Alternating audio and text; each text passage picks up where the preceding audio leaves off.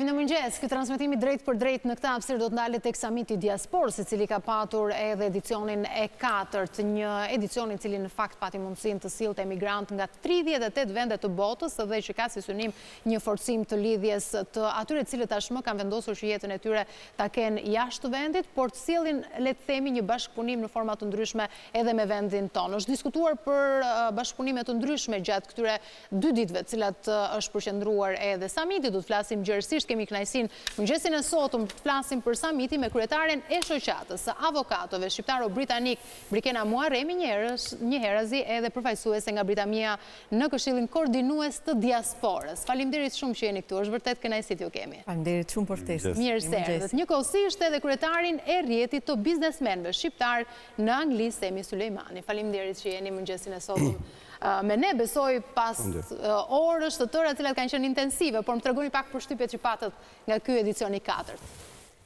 Përshtypjet janë shumë të mira, kuptohet, është një rast shumë i mirë, një për bashkëpunime në mes të diasporës, jo vetëm në mes të anëtarëve të diasporës që vinë nga shtetet të ndryshme të botës, por edhe për të hedhur hapa konkret për një partneritet në mes Shqipërisë dhe diasporës, por edhe Kosovës, kuptohet, për bashkëpunime konkrete në fusha të ndryshme, duke përfshirë ekonominë, arsimin, kulturën e tjera. Çfarë do thot konkretisht kjo për ju? Ne flasim për samitin e diasporës, e kemi parë dhe faktikisht është artikuluar vazhdimisht, por në mënyrë teorike, le të themi, ky bashkëpunim që duhet vim. Na tregoni pak çfarë është folur gjatë këtyre orëve të samitit, edhe si keni parë ju këto qasje që ka patur, le të themi, edhe institucioni ynë për ta sjellë siç duhet problematikat që ju keni, por edhe ato interesat real. Samiti i diasporës, samiti 4 ka qenë një samit shumë i mirë, faktikisht na ka dhënë rastin gjithë biznesmenëve apo gjithë diasporës të bashkohemi këtu. Për mua është një mrekulli, më them thjesht se na jep mundësinë e takimeve me gjithë bizneset nëpër Evropë dhe të japin një mundësi atyre që kemi kontakte për depërtimin e produkteve apo për lidhjet e tyre me gjithë Evropën apo edhe më shumë nëpër Kanadën në Amerikë. Unë them që kjo është një fillim shumë i mbarë, është samiti 4, po unë është era parë që marr pjesë, jam i fascinuar apo shumë i gëzuar që këto po lëvizin për smari, se ndëgja, gjithmonë gjejmë hapësira për kritika, po unë e marr me pozitivitet dhe them që është një mrekulli, mund të them. E qartë. Megjithatë, do të përpiqemi ta ndajmë bisedën mes, le të themi, biznesit, por edhe drejtësisë, duke qenë se ju, zonja Muharremi, jeni edhe kryetar shoqatës së avokatëve shqiptaro-britanik dhe jo pak herë Shqipëria në fakt ka qenë e përfshirë edhe në probleme të caktuara me ligjin. Si e shikoni marrëdhënien edhe bashkëpunimin që ka Shqipëria me pjesën e diasporës dhe konkretisht me ju që jetoni atje? Bashkëpunimi është gjithmonë i mirëseardhur dhe unë po flasë konkretisht me shoqatën e avokatëve shqiptar-britanik. Ne në fakt kemi një bashkëpunim të shkëlqyer, edhe me Shqipërinë, edhe me Kosovën. Vetëm në vitin e fundit kemi pas 3 evente me figura të rëndësishme të sistemit të drejtësisë që kanë qenë në Londër dhe që kanë qenë folës në ngjarjet që ne kemi organizuar, duke përfshirë kemi pas kryetarin e gjykatës së lartë, ish drejtorin e vettingut, kemi pas inspektorin e lartë të drejtësisë së fundmi, kemi pas gjykatës shumë në pozita të larta që punojnë në Shqipëri.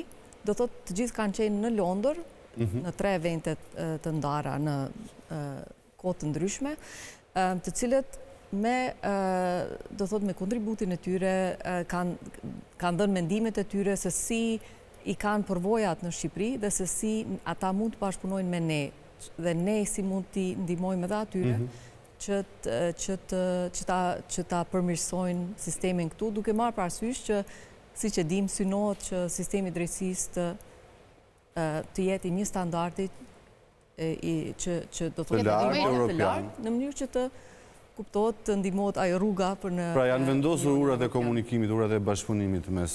Patjetër, ne në fakt e kemi nesër një ngjarje që po e organizojmë si shoqat në bashkëpunim me inspektorin e lartë të drejtësisë këtu në Tiranë, ku do të jenë folës edhe figura të tjera të rëndësishme të sistemit të drejtësisë, siç është avokati i përgjithshëm, kryetari i Këshillit Prokurorial në Shqipëri, do të kemi pjesëmarrës nga diaspora, avokat që janë prezent këtu këtë javë nga diaspora, kështu që kjo është diçka konkrete që ne po bëjmë, të thotë si shoqat, dhe jemi shumë të lumtur që kemi një bashkëpunim të mirë. Se mirë e ligjit, për që pak më konkret dhe më real në këtë bashkëpunim për cilën ju vazhdimisht po flisni edhe që është folur edhe gjatë summitit. Sa i ka terrenet, hapësirat ligjore Shqipëria për shqiptarët cilët duan të investojnë në vendin tonë? Si i shihni? Unë mendoj që po bën hapa të mdhenjë në fushën e ligjit që të tërhiqen këto investime nga jashtë dhe ekzistojnë do thot paketa favorizuese për ata të cilët dëshirojnë të investojnë në Shqipëri.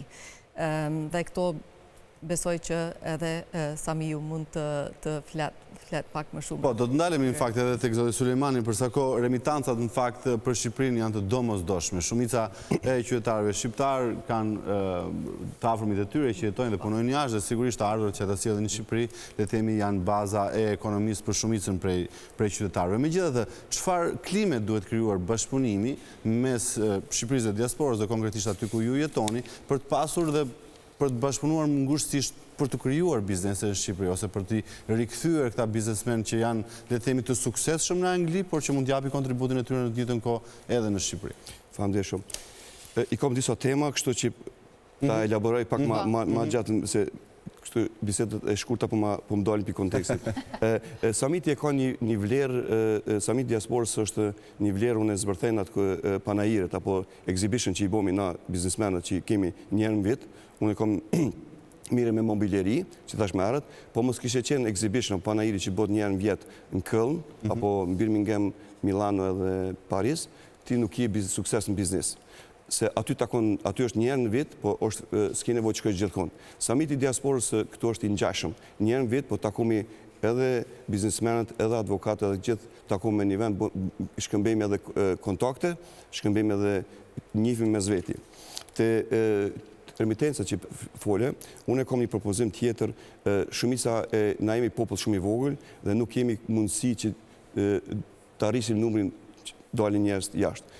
Mas jam në prodhimin e drurit, unë e kom pas disa propozime në qeverit e kalume edhe tani, shfrytëzoj rastin edhe në këtë studion e juaj, të bashkëpunimit të Kosovës dhe Shqipërisë për të bërë një treg ndryshe, prodhimet të Shqipërisë dhe të Kosovës të eksportohen në shtetet evropiane.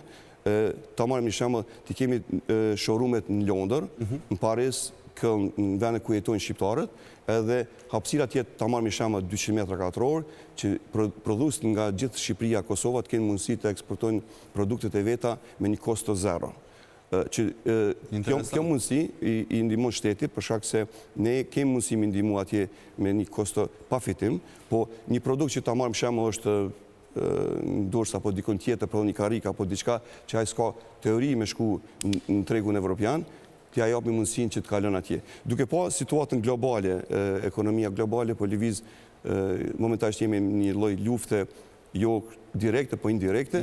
Unë e quaj Kosovën, Shqipërinë dhe Ballkanin si një kinë e vogël mes Evropës. Kur mirët kostoja e prodhimeve në Shqipëri dhe jeta dhe sa del kosto një produktit, është një kinë e vogël. Ta shfrytëzojmë këtë hapësirë, po në 5 vjeçarin e ardhshëm Evropa ka mungesë të çdo produkteve, edhe produkte që ne mundemi mi plasu është Ballkani, konkretisht Shqipëria dhe Kosova, edhe nuk është me nësia dhe cilësia, se jemi në një fazë që nuk qyret ajo kualiteti. Do më thonë, ta shfrytëzojmë këtë mundësi të artë, që ne t'i qesim prodhimet jashtë e t'i kthemi, mos t'i lojmë njerëz të dalin jashtë. Se për atë punën që tha për emigrant, tash ndoshta është për kalim temën tjetër, është Londra, më herët ka qenë tje shqiptarësh, ka qenë jo bashkë e këndshme, po them të vërtetë. Para gjykuar në shumë të lutna, ne kemi qenë, s'kemi tregu që jemi shqiptarë, kemi marrë një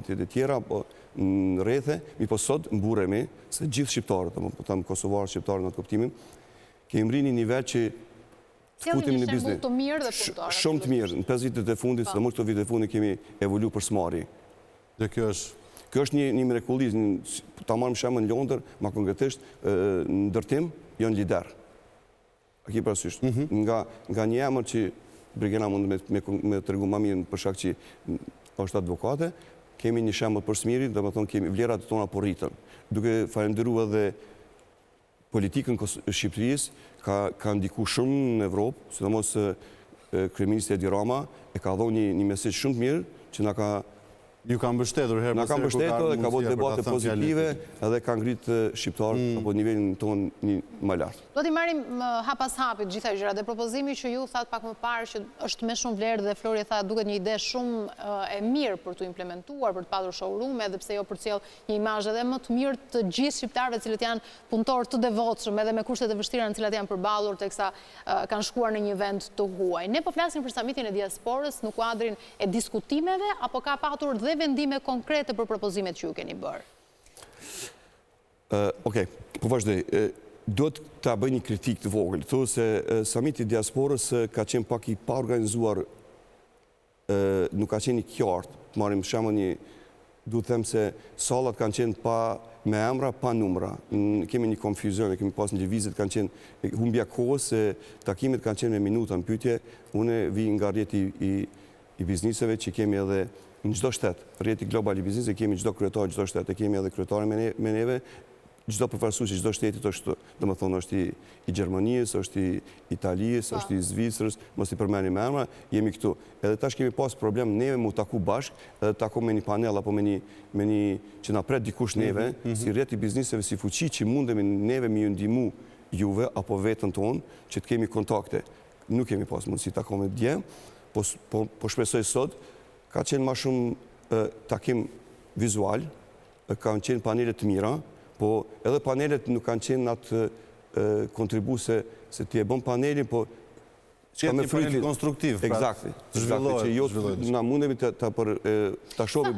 Florin ndjes se duhet ta bëj një pyetje për ta lidhur pikërisht me këtë që po thoni. Sa realisht mendoni se dëgjohet zëri juaj? Dhe këtu dua ta lidh pak me një nga videot e cila u bë shumë virale dhe duhet jemi të drejtë për drejtë në atë që duam diskutojmë për samitin, për të anës pozitive që nuk e mohojmë, por kemi dëgjuar zërin e Eva Baçit, një avokate e nderuar nga Italia me universitetet që ajo i renditi dhe që patjetër i japin edhe më shumë vlerë, por që tha se ka kërkuar fjalën dhe nuk është dhënë. Pra, duket sikur çdo gjë ishte e përqendruar më shumë tek ministrat cilët kanë folur dhe jo tek zëri realisht i juaj. Si e shihni dhe sa bashkoheni me një deklaratë të tillë?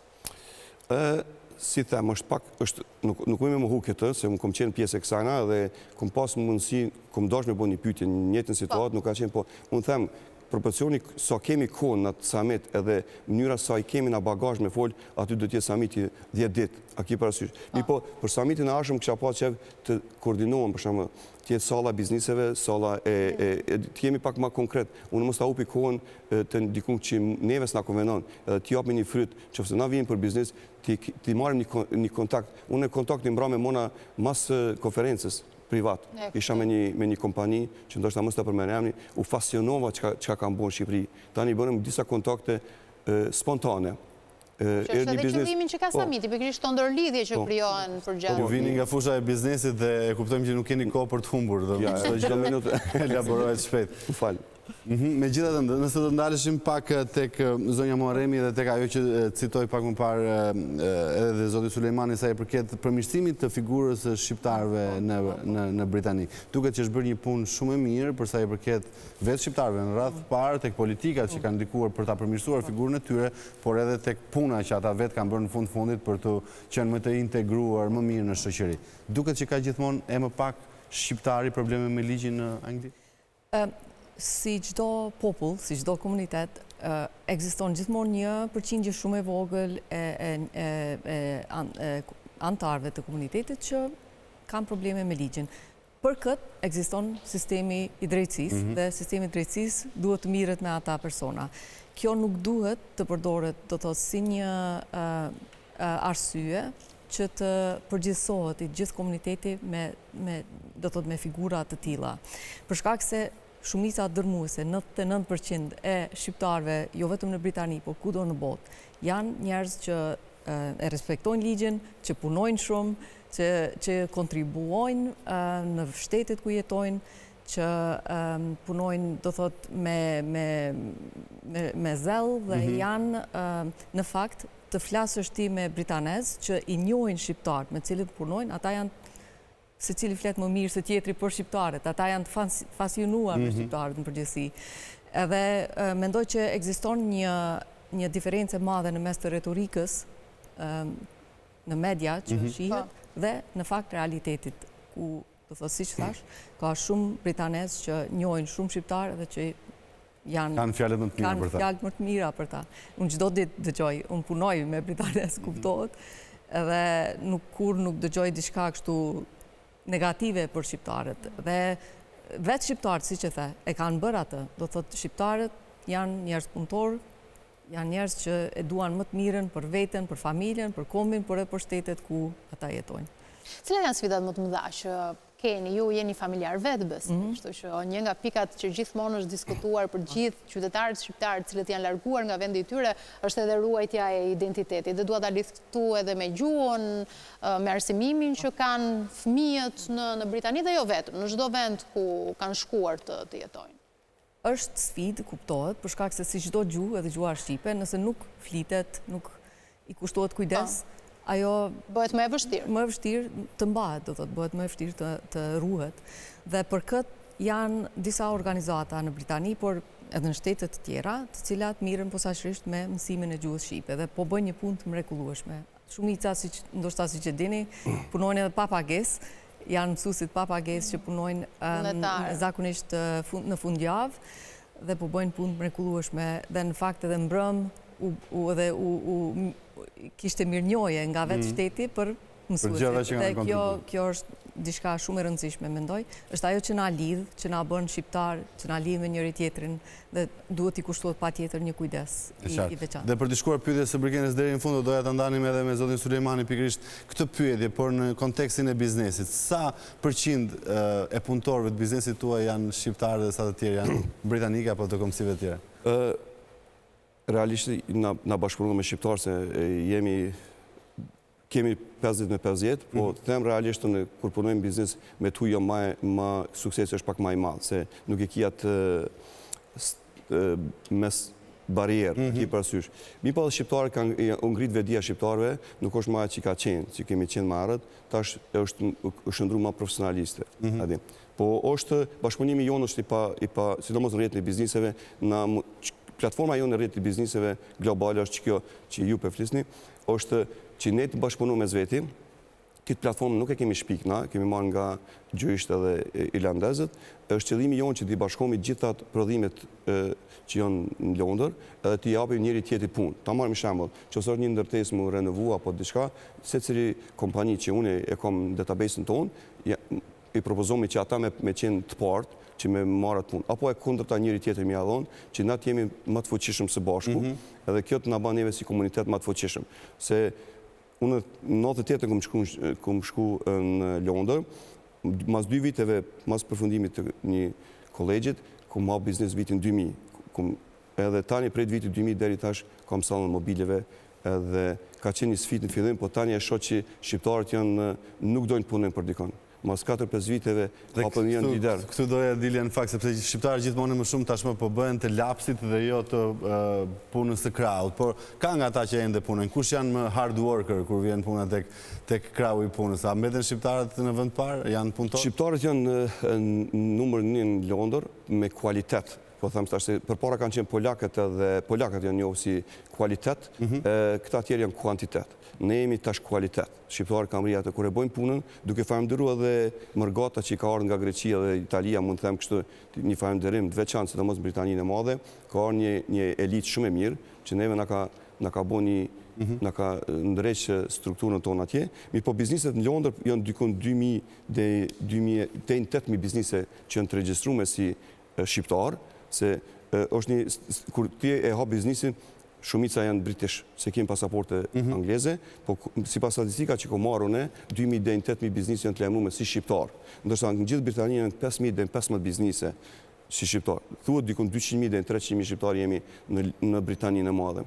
Është një potencial shumë i mirë, sidomos për Shqipërinë, se tani 10, me sa mora vesh 5 deri 10 aeroplana nga Londra vinë në ditë. Tirana, Shqipëria për Anglinë ka qenë për skeqe, sot është për fëmijët. Gjitha pushimet që na, apo fëmijët e tonë, e japin. Ne ngritëm dhe një aeroport dedikuar enkas edhe shqiptarëve që jetojnë në Angli. Megjithatë, ndoshta për ta përmbyllur edhe për t'i vënë pikë, le themi ju situat pak më parë që prisni që të mbani edhe një event ditën e nesërme në mos gaboj. Me çfarë le themi marrëveshjesh, përshtypjesh prisni që të dilni nga ky event për ta përmbyllur?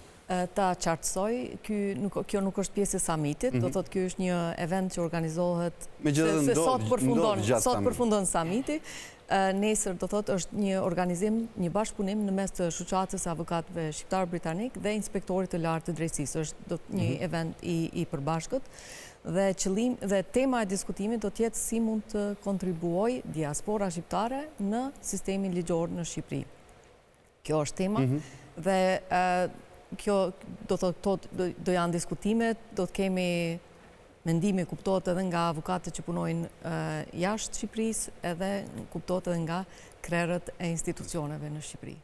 Ju urojmë punë të mbarë, shpresojmë realisht që të gjitha propozimet që keni në idet jenë realisht të realizuar ashtu si që keni menduar, sepse patjetër është një vlerë e shtuar dhe shpresojmë t'ju shohim edhe më shpesh në Shqipëri me investimet cilat do të vinë vendin tonë dhe jo vetëm. Faleminderit shumë, ishte Faleminderit. Do të shkëputemi për një hapësirë publicitare, kthehemi vetëm pas pak.